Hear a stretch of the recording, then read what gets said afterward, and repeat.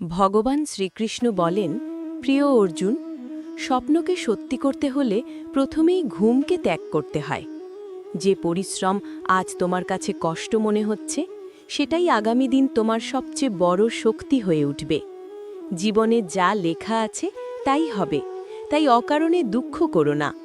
খুব কম মানুষই জানে যে তারা আসলে খুব কমই জানে।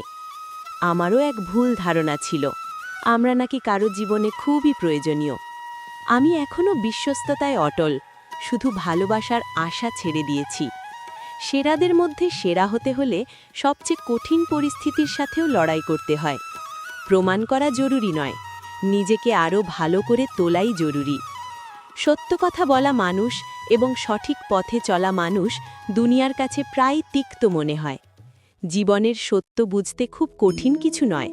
যে দাড়িপাল্লাই তুমি অন্যকে মাপো, একবার নিজেকেও সেখানে বসিয়ে দেখো।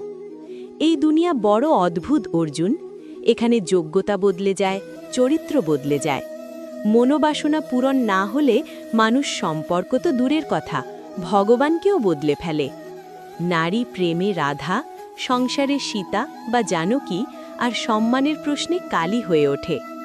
কেউ হঠাৎ করে বদলে যায় না। জীবনের কিছু পরিস্থিতি তাকে বদলাতে বাধ্য করে। খারাপ কাজ সবাই করতে পারে, কিন্তু কারোর প্রশংসা করার জন্য সাহস লাগে। যদি সব কিছু পেয়ে যাও, তবে ইচ্ছা করবে কিসের? মনে আশা আকাঙ্ক্ষা থাকা দরকার, কিন্তু তার দাস হয়ে যাওয়া ঠিক নয়। রোজগার করতে শেখো। টাকা দিয়ে জিনিস কেনা যায়, কিন্তু দোয়া দিয়ে সুখ, সুস্থতা আর ভালোবাসা পাওয়া যায়। কোনো সম্পর্ক শুধু ভাগের ওপর চলে না, চলে দুজনের অংশগ্রহণে।